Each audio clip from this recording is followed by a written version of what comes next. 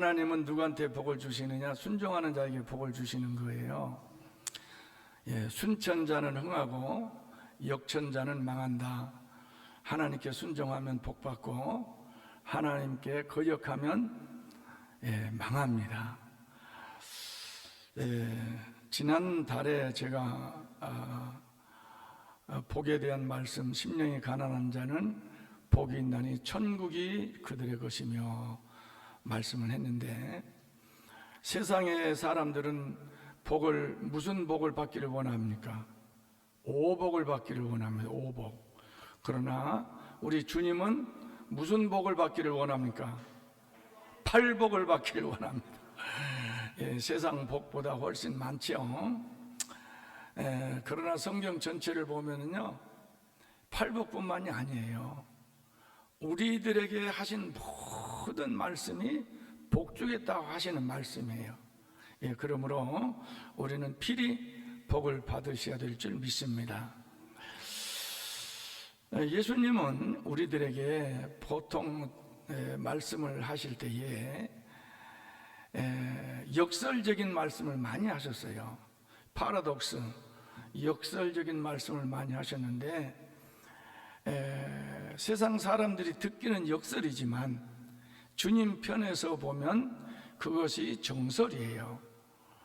세상 사람들은 복의 개념을 육신으로만 보지만 우리 주님은 복의 개념을 영적으로 영원한 천국의 복을 말하고 있는 것입니다. 오늘 또 두 번째 말씀하시는 복이 애통하는 자의 복입니다.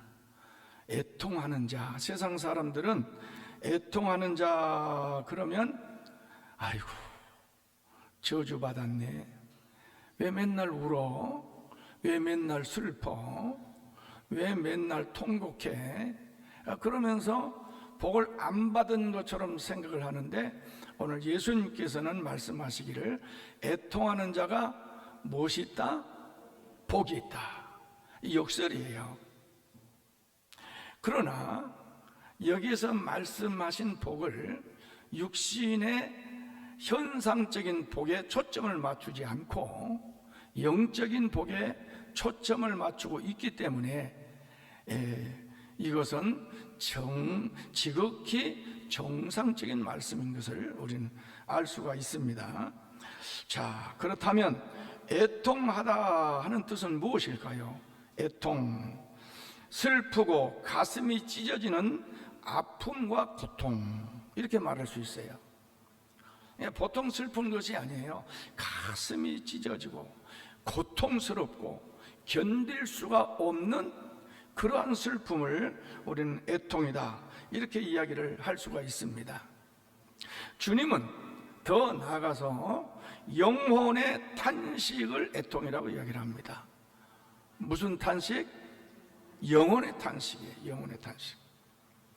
물론 여러분들이 지금까지 살아오면서 당한 가장 큰 슬픈 일들이 많이 있을 것입니다. 가슴이 찢어지는 고통과 영혼의 탄식을 해본 경험들이 아마 있을 것입니다. 제가 우리 센터에서 어르신들을 가만히 바라보면요, 세상의 모든 고통을 다 겪으신 분들이야. 일제시대를 겪으신 분들이에요. 36년 동안에 얼마나 많은 고통을 겪었습니까? 그러다가 해방을 맞이했는데 5년 있다가 6.25 사변을 겪었어요. 피난 생활, 때로는 전쟁을 통해서 이산의 아픔들, 잃어버린 가족들, 얼마나 많은 세월 동안에 눈물과 고통을 흘렸는지 몰라요. 그래서 참 우리 어르신들을 보면 제가 마음이 많이 아프고, 참 내 작은 입술로라도 좀 위로해주고 싶다, 이런 생각들이 참 많이 듭니다. 그러나 현대를 살아가는 우리 젊은 사람들에게는 고통이 없는가? 아니에요. 다 같은 고통을 또 겪습니다. 어떤 사람은 갑작스러운 남편의 죽음, 사랑하는 아내를 졸지에 잃은 슬픔, 자식을 잃어버린 홀로 된 어머니의 찢어진 아픈 가슴들, 어느 날 갑자기 사기꾼들에게 당하고 부도가 나서 모든 재산을 잃고 길바닥에 나 앉아서 갈 곳이 없어서 대성통곡을 하는 그러한 일들. 오늘 장로님이 또 기도를 하셨습니다마는 때로는 큰 지진으로 불가항력적인 재난을 당하는 것, 투르키예나 시리아의 처참한 상황에 놓인 그들, 전쟁을 통해서 정말로 많은 사람들이 곁에서 포탄에 맞아서 쓰러져가고 가족의 이산의 슬픔을 안고 있는 그러한 처참한 전쟁의 슬픔들. 어떻게 보면 세상을 지금 가만히 보면은 전부 다 고통이에요. 아픔이에요.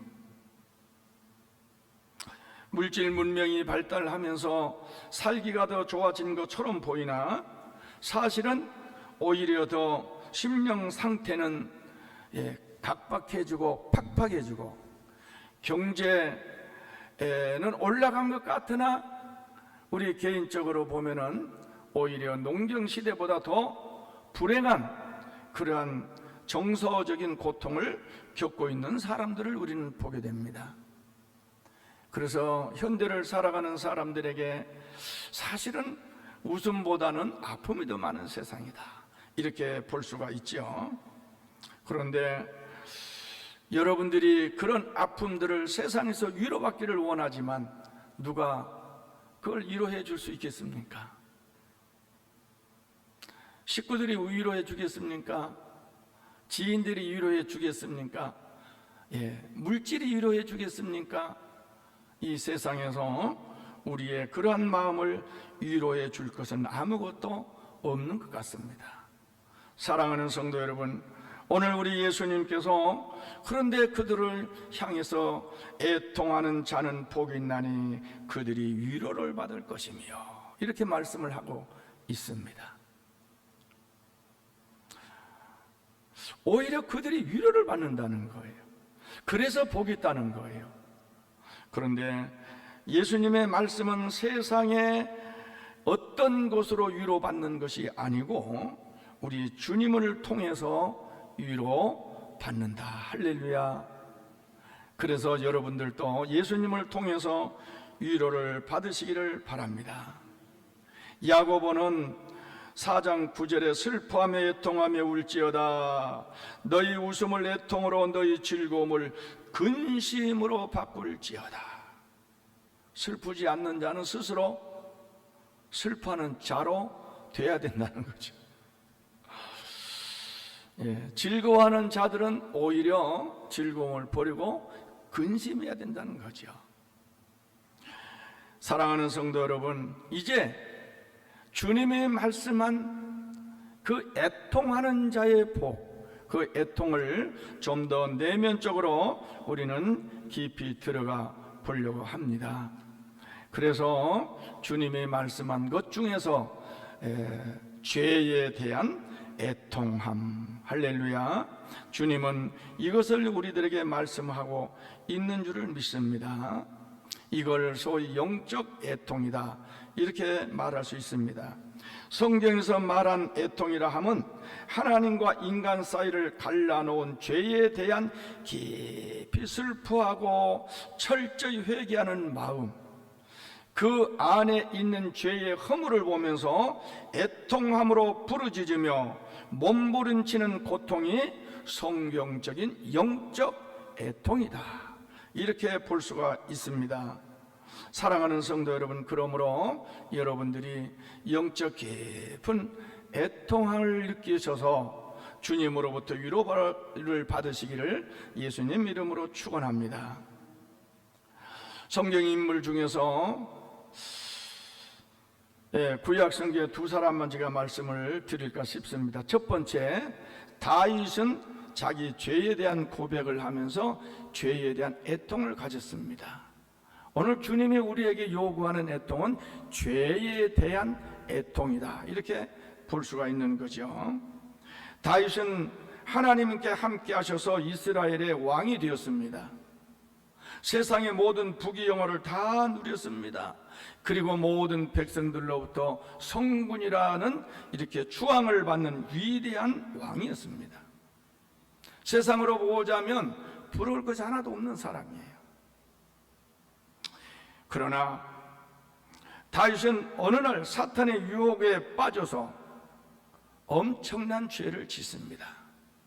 간음죄와 살인죄를 범합니다.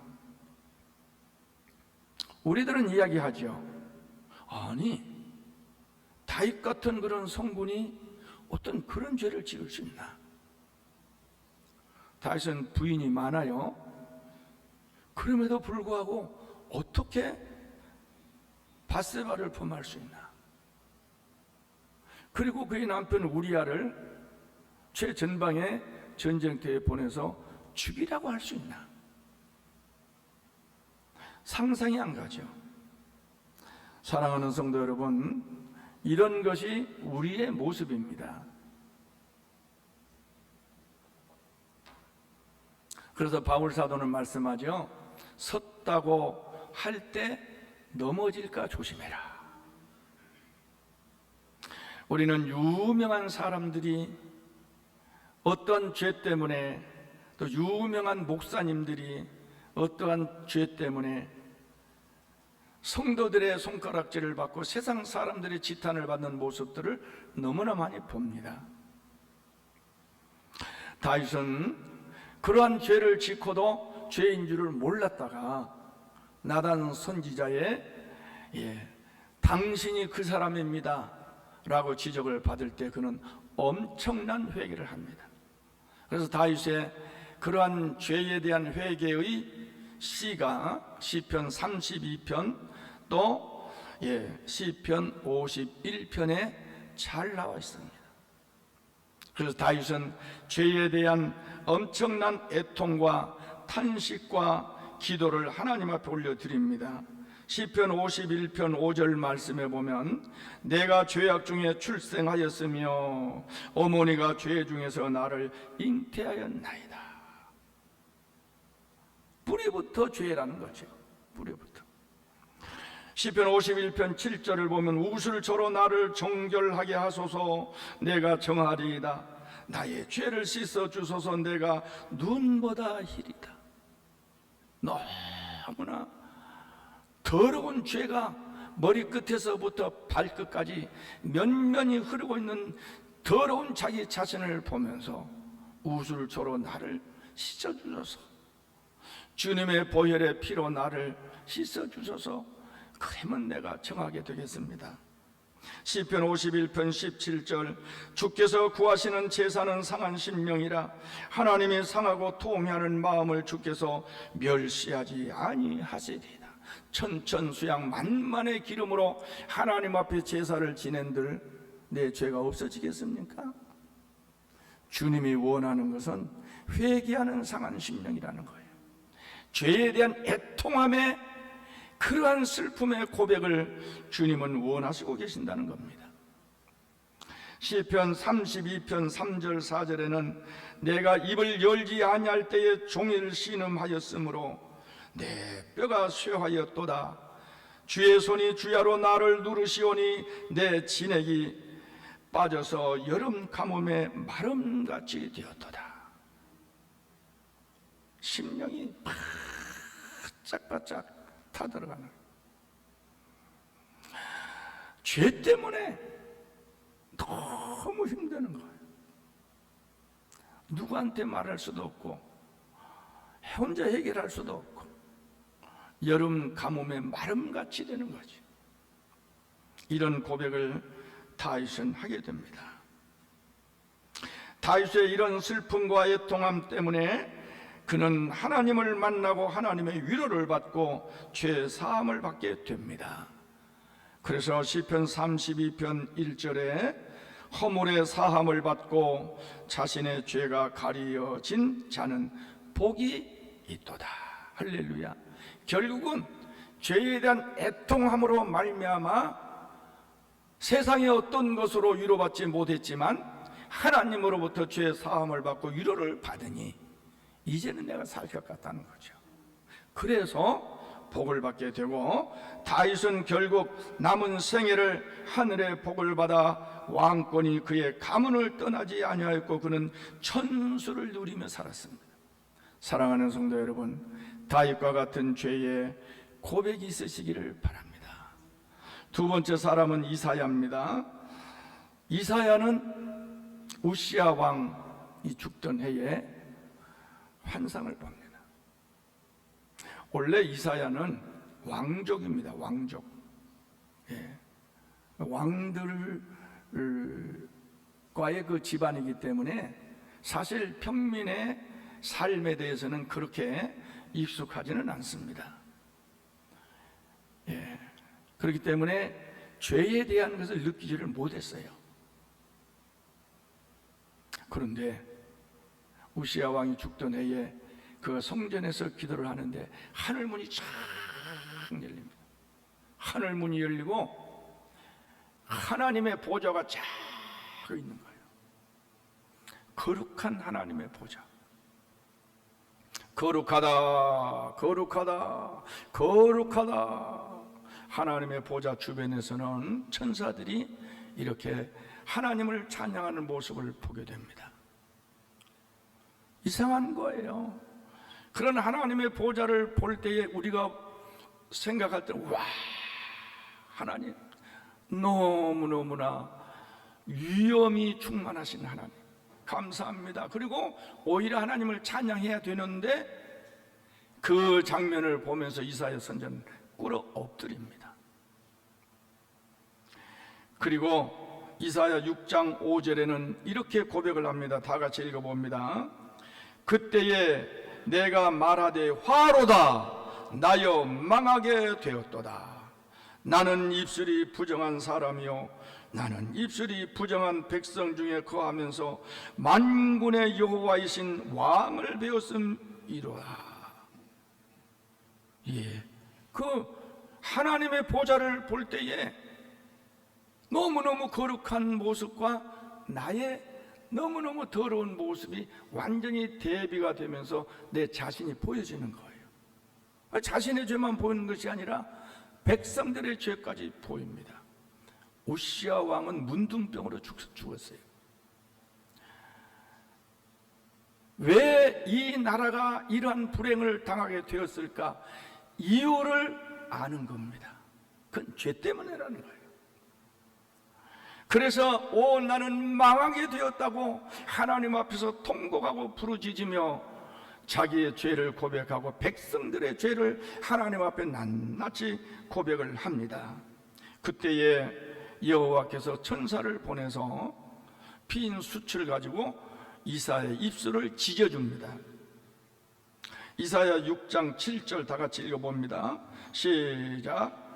그것을 내 입술에 대며 이르되 보라 이것이 내 입에 닿았으니 내 악이 제하여 졌고 내 죄가 사하여 졌느니라 하더라. 할렐루야.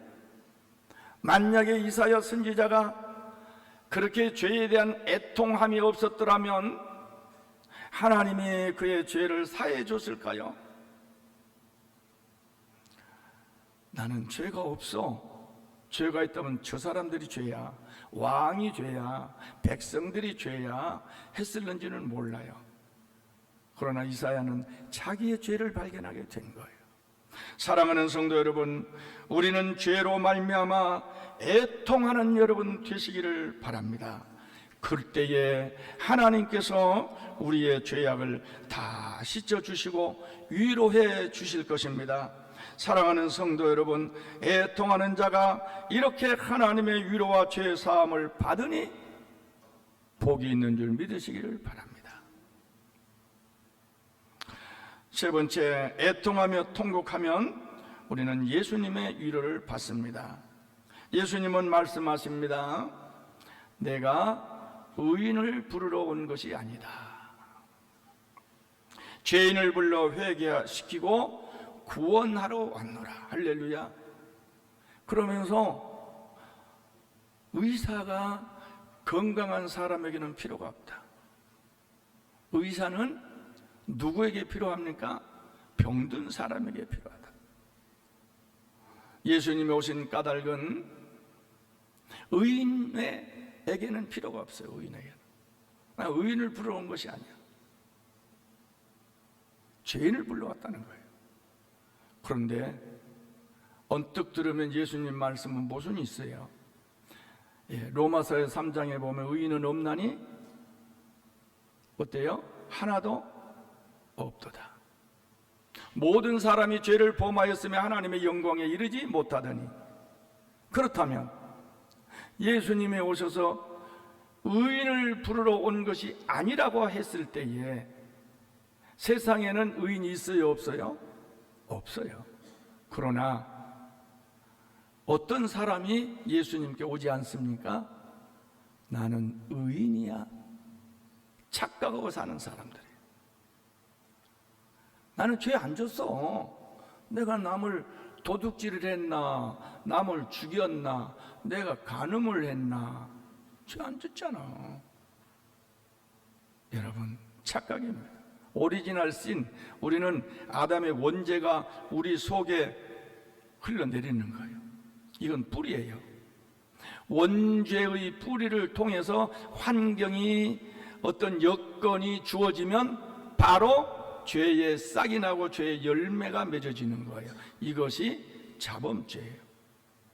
우리는 죄책을, 원죄에 대해서는 느끼지를 못합니다. 아이고, 아담 지가 죄를 졌지 내가 죄 졌나?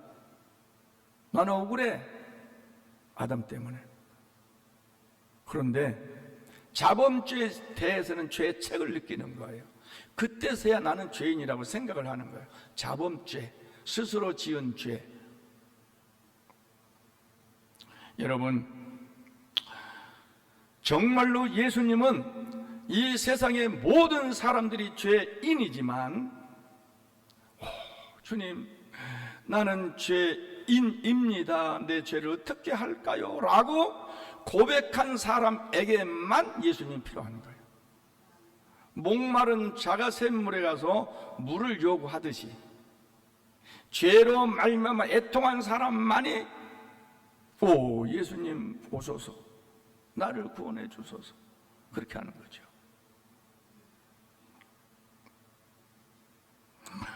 예수님이 어느 날 제자들과 많은 사람들과 함께 나인성 안으로 들어가고 있었습니다. 누가복음 7장 11절 이하에 보면은 나인성 과부의 슬픔이 나와요. 예수님은 나인성 안으로 들어가고 있는 중인데 성 안에서 상녀가 하나 나오죠. 상녀가 나와.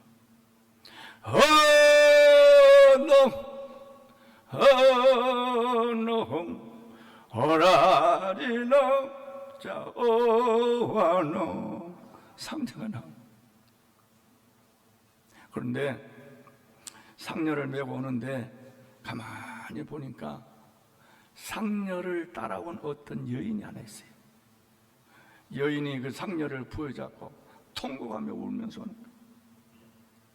이놈아, 이놈아, 네가 나를 두고 먼저 가나? 네가 나를 두고 먼저. 우리는 이 내용을 잘 알지 않아요? 이 상녀 속에 있는 시체는 누굽니까? 이 여인의 외아들입니다. 이 여인은 과부입니다. 이 아들은, 그런 말은 안 나오지만 유복자일 가능성이 너무 많습니다. 유복자가 뭡니까? 아내가 아이를 임신했을 때 남편이 죽었어요. 그래서 그가 아버지를 보지를 못하고 태어난 사람이 유복자예요. 유복자일 가능성이 너무 많습니다. 그렇다면 어머니는 청산 과부예요. 오직 이 아들 하나만 믿고 일생을 살아왔는데 잘 자랐습니다. 이 아들이 20살쯤 됐어요. 청년이 됐어. 혼기가 다가왔습니다. 그런데 벼랑간 죽어버린 거예요.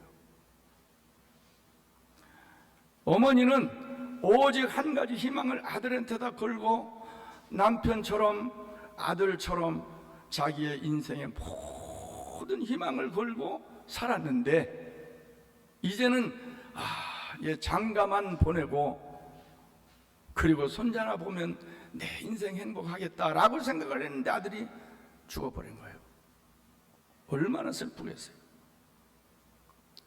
다행히도 이 모자는 인심을 잃지 않았습니다. 아주 성실하고 착하게 산 것 같아요. 동네 청년들이 친구가 죽었다고 와서 상녀를 만들고 청년들이 이 상녀를 아들을 시신을 놓고 메고 가는 거예요. 그 뒤에 이 과부된 이제는 홀로 된 엄마가 상녀를 부여잡고 따라갑니다. 여러분, 이 장면을 한번 상상을 해보세요. 그때 예수님이 성 안으로 들어오고 상녀는 성 안에서 밖으로 나가는 거예요. 그러다가 예수님과 딱 마주친 거예요. 예수님이 상녀를 탁 손을 잡습니다. 상녀를 멈추게 합니다. 이때에 모든 사람들이 예수님이 잡은 상녀를 멈추고 예수님을 바라보고 있습니다.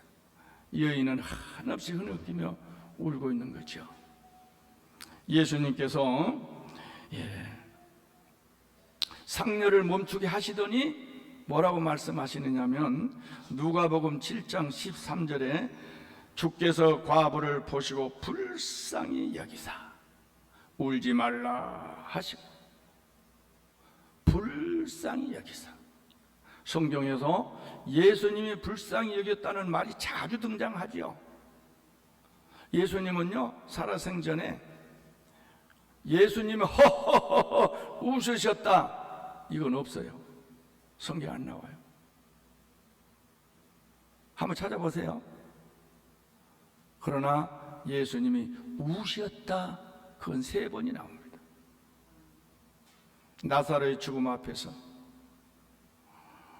그리고 장차에 멸망할 예루살렘 성을 바라보면서, 마지막에 겟세마네 동산에서 내일 십자가를 앞두고 울고 부르짖으며 통곡하셨던 예수님. 세상에 죽어가는 인생들을 바라볼 때 예수님의 마음은 찢어질 듯 아픈 거예요. 왜냐? 죄를 짓고 죽으면 어디 갑니까? 지옥 가지. 지옥 갈 영혼들을 바라볼 때 너무 마음이 아픈 거예요. 구원받아야 되는데.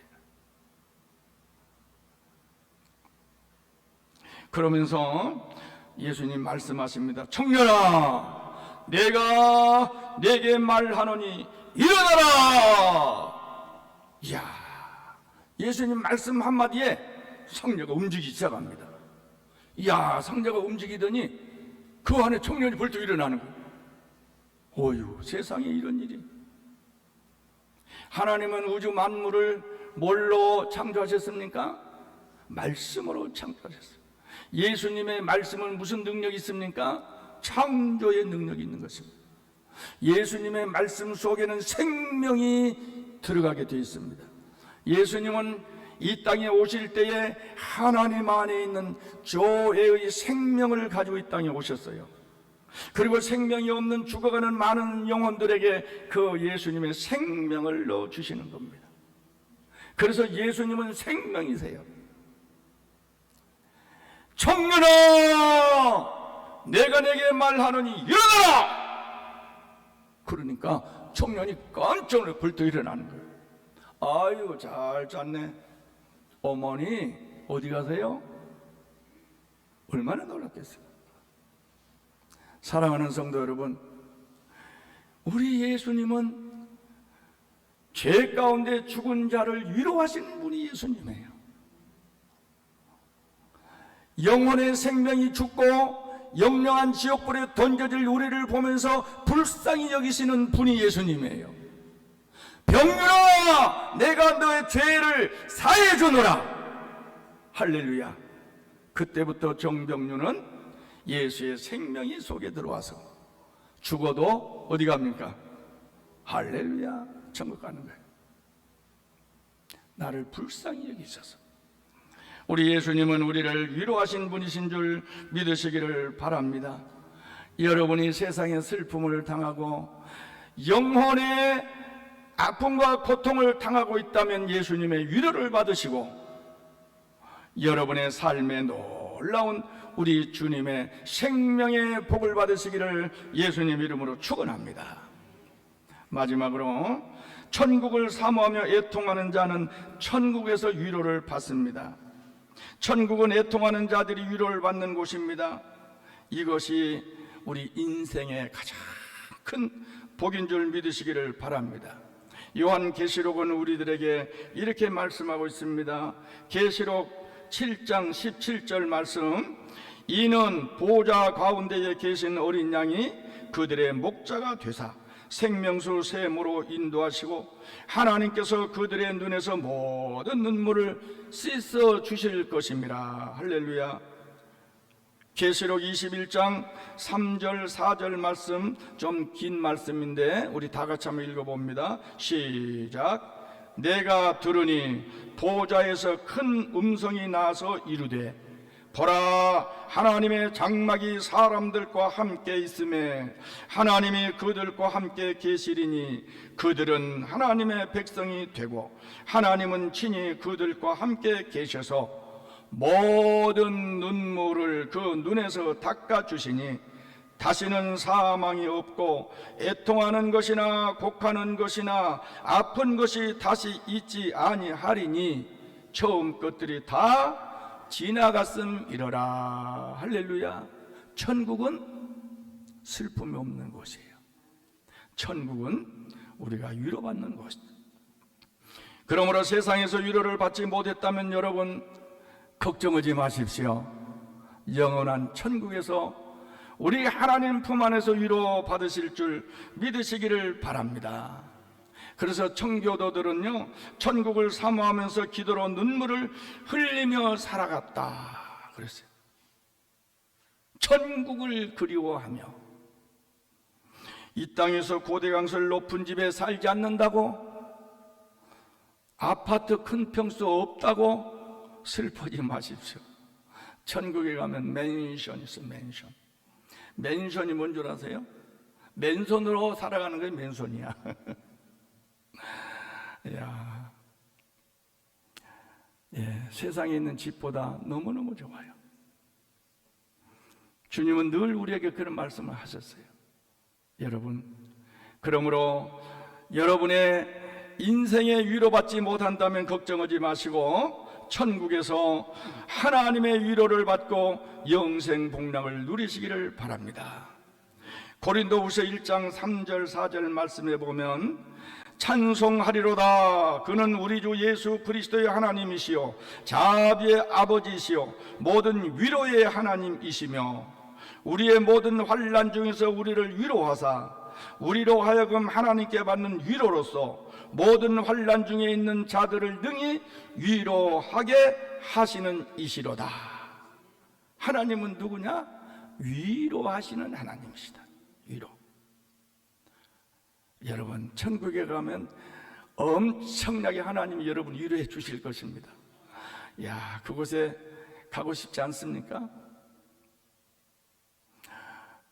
그러나 스스로 조기에 생명 끝내고 천국 가지 마십시오.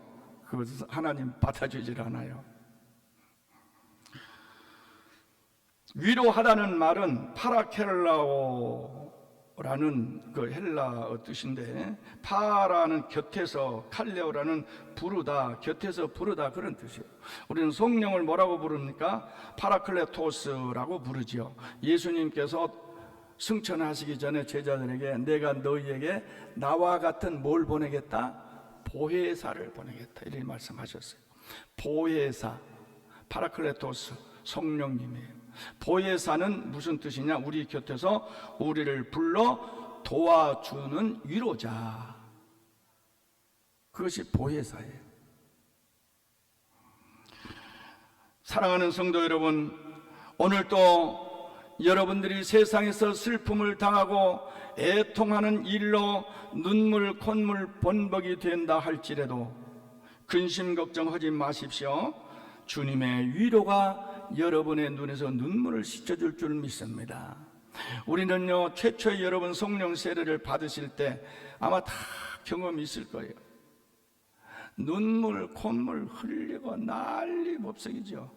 예, 저도 그랬어요. 제가 성령 처음 받을 때요, 부흥회 때 저도 성령을 받았는데, 부흥회 끝나고 통성기도 하잖아요. 통성기도를 하는데 얼마나 내가 눈물 콧물 흘리면서 온 성전을 뒹굴고 다녔어요. 뒹굴고. 예. 그리고 났더니 눈 떠봤더니 아무도 없어요. 그리고 제 형수님, 이 옥자 우리 형수님만 제 옆에 있더라고. 형수님 다 어디 갔어요? 벌써 갔습니다. 2시간을 제가 그러고 있었다는 거예요. 2시간.